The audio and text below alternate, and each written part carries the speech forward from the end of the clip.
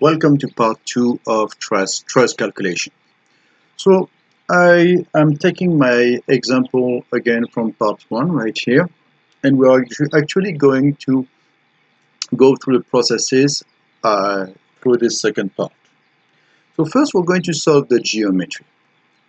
As you can see on the picture, we have a 30-degree angle right here, a 45-degree angle right here, which allows us to find this angle here fairly easily. Okay, so 45 plus 30 is 75. You know that the sum of all the angles should be 180. So this angle right here should be a 105-degree angle. Okay. Now, this angle right here is interesting for the geometry of the structure, but it's not going to be extremely useful for our calculations. For the calculations, what we would prefer is to create this virtual right here vertical line and to calculate this angle right here and then this angle right here. So this one would be also a 45-degree angle. And if this is a 45-degree angle, then automatically this one here will be a 60-degree angle. Okay, but let's write it here. C will be equal to 180 degrees minus 45 degrees plus 30 degrees. Hence, C is equal to 105 degrees. We're good. Okay. Now, we have right here this length, which is 10 meters, and we would like to know this length right here and this length right here. Because this is not a right triangle, we need to use the law of cosine. So if I call this the length A and this the length B, those are the two lengths I'm looking for, and I'm going to use the law of cosine. So the law of cosine says that A squared will be equal to B squared plus C squared minus 2BC cosine A. What issue do I have right here? I don't know A squared, that's what I'm looking for. I don't know B squared either, it's right here. So the law of cosine directly will not work. But there is another law, the law of sine, which says that A over sine A is equal to B over sine B, and is equal to C over sine C. So I'm going to use this law right here, since now I know all of the angles, and I know the length C, which is 10. I can use this in order to find A and B. Okay, so let me start by applying this to this part right here. So it's going to give me B over sine beta being right here, 30 degrees. And this is going to be equal to C, 10, over sine C, which is 105 degrees. Okay. Based on this, I can say that B is equal to 10 times sine of 105 degrees over sine of 30 degrees. Okay, so just take a calculator. Sine 105 divided by sine of 30 times 10. It's going to give me B equal to 19.32.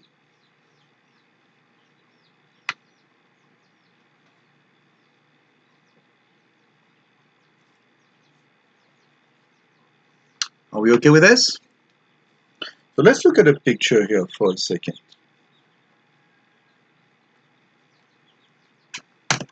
What is the distance between A and B? 10 meters, right? And right here, I'm saying that the distance right here between A and C is equal to 19.32 meters. How is that possible? How can I even think for a second that if this distance is 10 meters, then this distance right here would be 19.32 meters? That doesn't make sense. I must have made a mistake somewhere. So whenever you go through those processes, you need to look for this. You need to be critical toward your work. This is a real problem right here. If you have 10 meters right here, if I look at this, I'm pretty sure it's not going to be 19.32, right?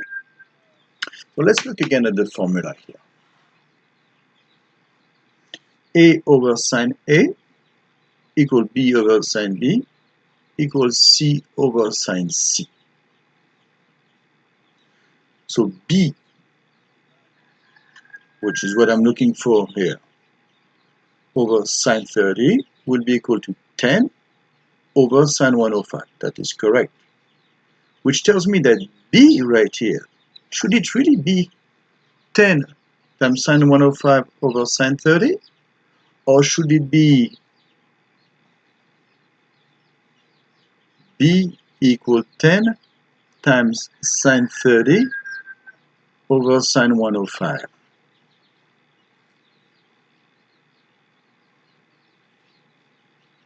Let's try this. Let's see if it makes more sense. So this was the value right here. I'm going to divide it by 10. Then I'm going to take the reciprocal of this, because that's the reciprocal of this ratio right here. And this I'm going to multiply by 10, which gives me 5.17. It's a lot more reasonable answer. So 5.17 is the correct answer. Be critical when you do the work. Okay? So we have 5.17 meters, and now we're going to find A. So we can say that A over sine A, which is sine 45, is equal to 10 over sine 105, which tells us that A will be equal to 10 times sine 45 over sine 105. Calculator time again. Sine of 45 divided by sine of 105 multiplied by 10, 7.32. So we're going to just say 7.32 meters. So now we have the geometry. I'm going to redraw the entire thing to organize my work. All right, so what do we have here?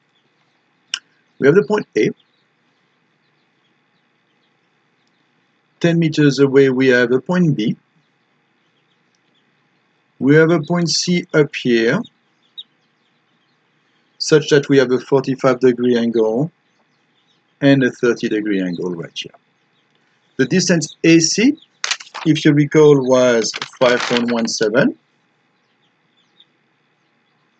and the distance BC was 7.32.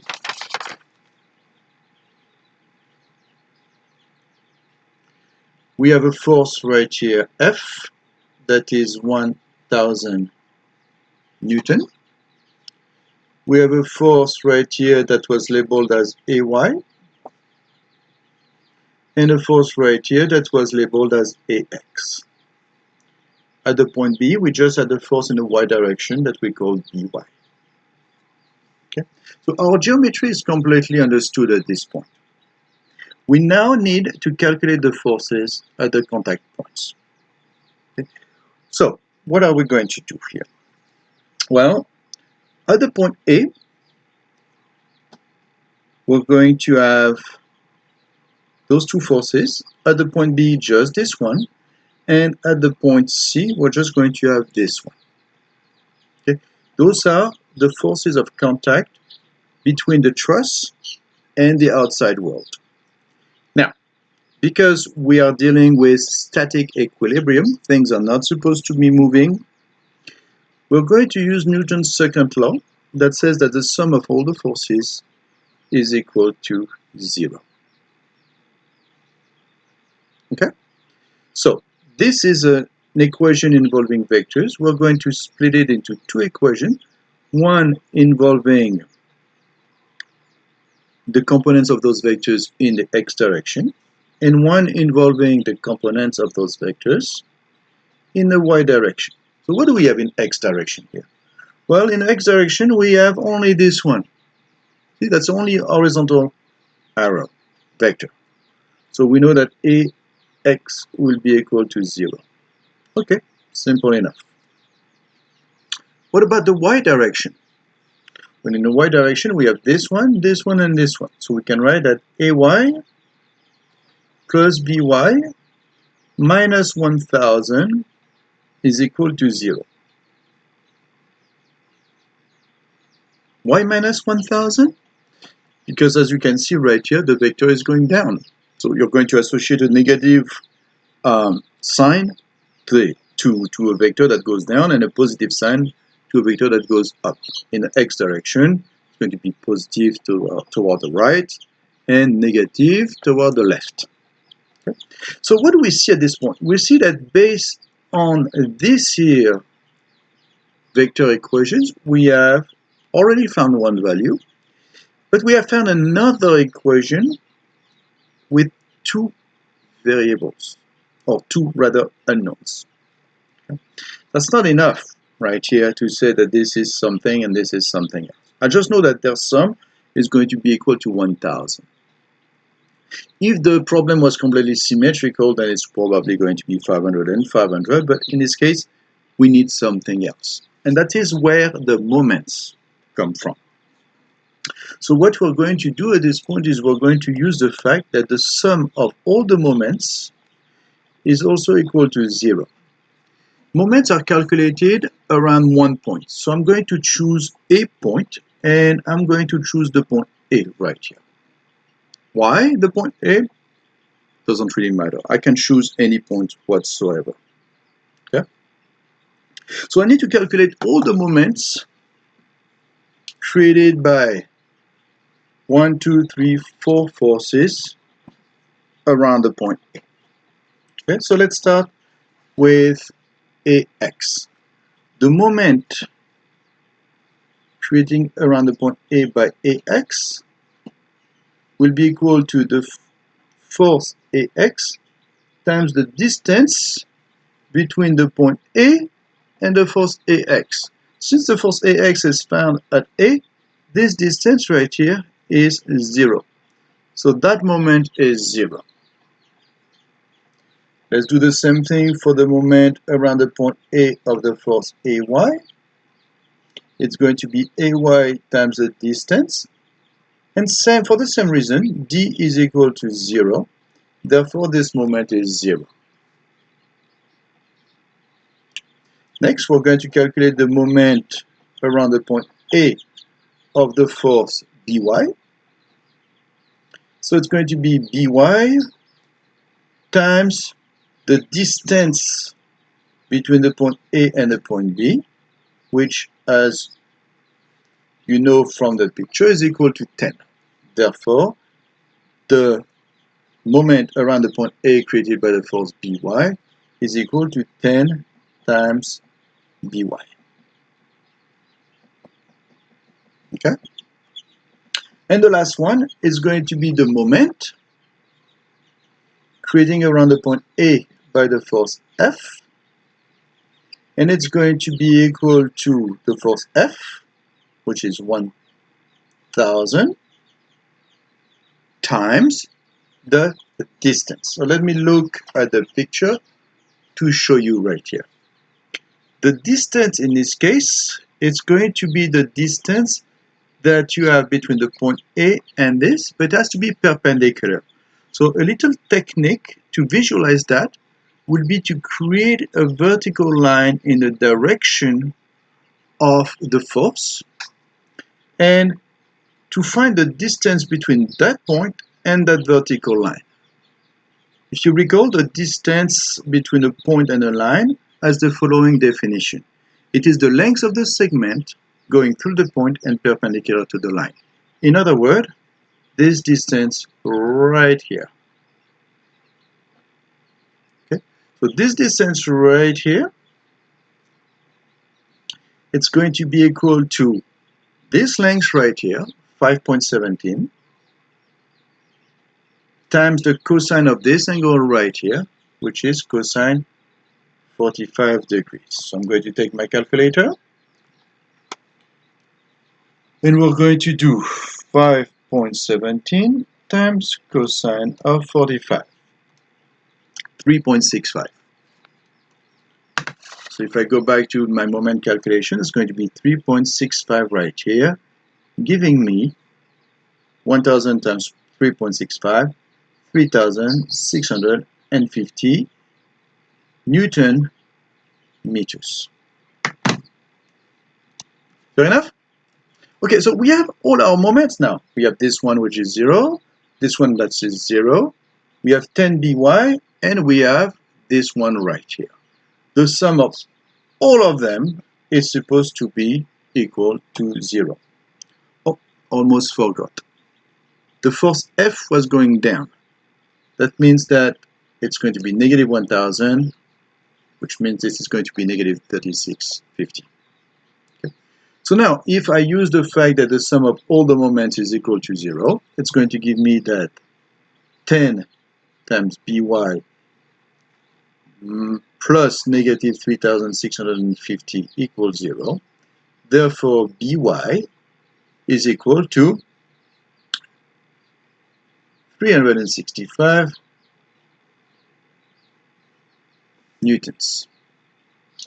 If now we go back to the above equation, we can bring this 365 in here and isolate AY.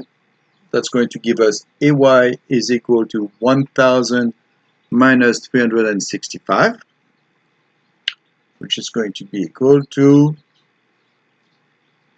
5 to go to 70, 3 to go to 400, so 635 newtons.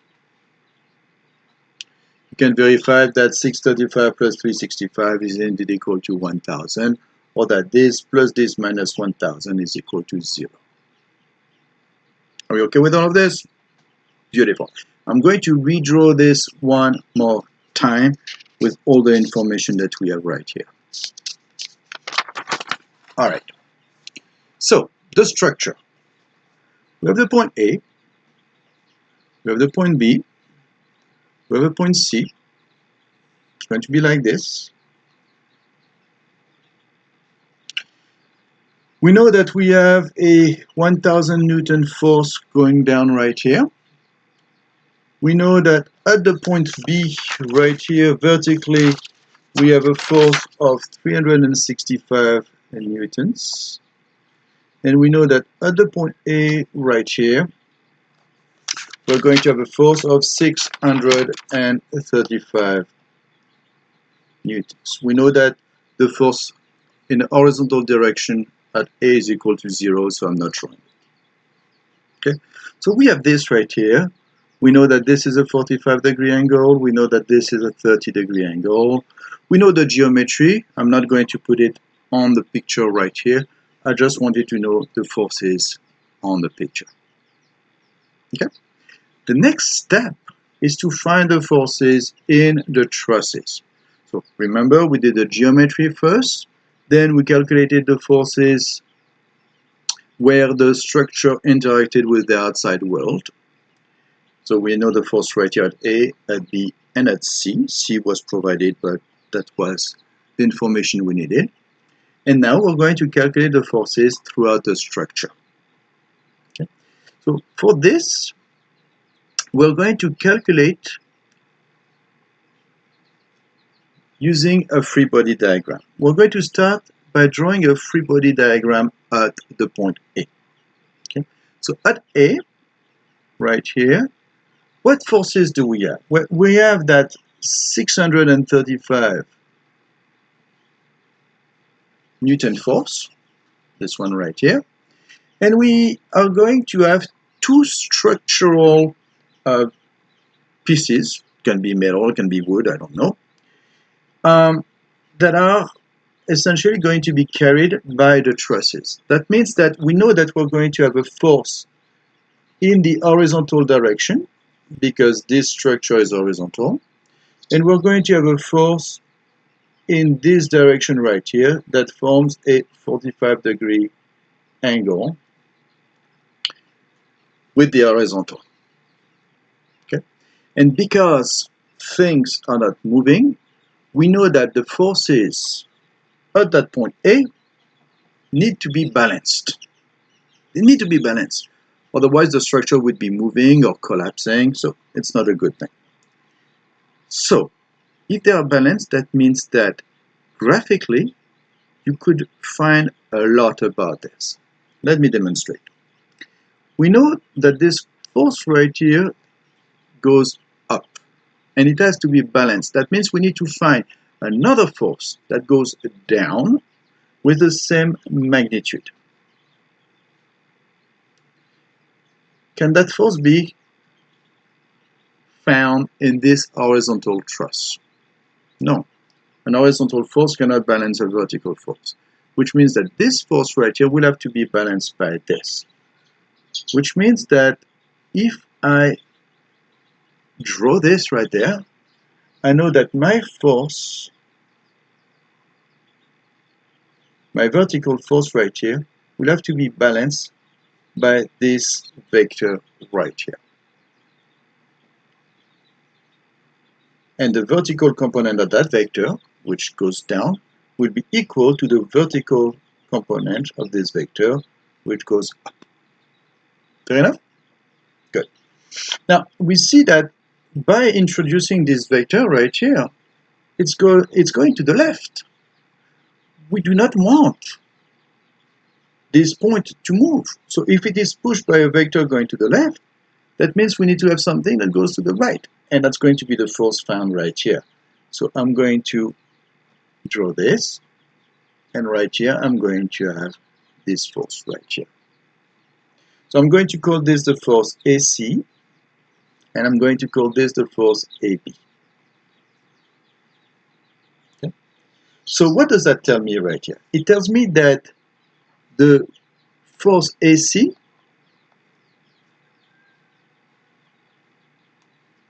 is going to be equal to AC right here times cosine of 45. But it's going to be going to the left, so in a negative direction. And it's going to be AC times sine 45. But it's going to go down, so it's going to be negative as well. Okay? Right here, that force is the force AY. I know it's going to be 0 and 635.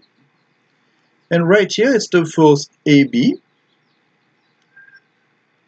And I know it's just going to be AB and 0. Why 0? Because it's not going up and down. Okay? Now, the sum of all the forces is equal to 0. Therefore, 635 minus AC sine 45 is equal to 0. 635 minus AC sine 45 is equal to 0. Therefore, AC is equal to 635 divided by sine 45. I'm going to use my calculator again and find that 635 divided by sine 45 is equal to 898 newtons. What does that mean? Well, that means that between A and C, right here, I'm going to have a force of 898 newtons, right here. So I can write it here, 898 newtons. And because this arrow is pointing toward the point A, I know it's going to be a compression force. If the arrow is pointing away from the point A, like it is right here, then it's going to be a tension force. Okay. So let's go back to this. So I know that AC is right here going to be 898 newtons. That means that this is also 898 newtons. So I can say that negative AC cosine 45 plus AB is equal to 0, okay? Which tells me that AB is going to be equal to 635 newtons. So right here we're going to have 635 newton, sorry for this, in our structure right here. So we're almost done.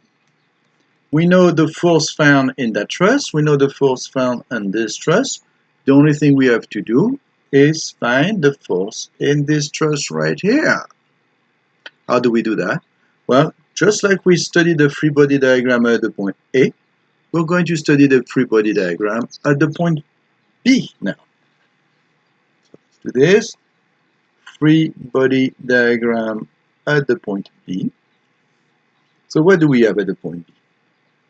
Well, we have a 365 Newton force going up like this.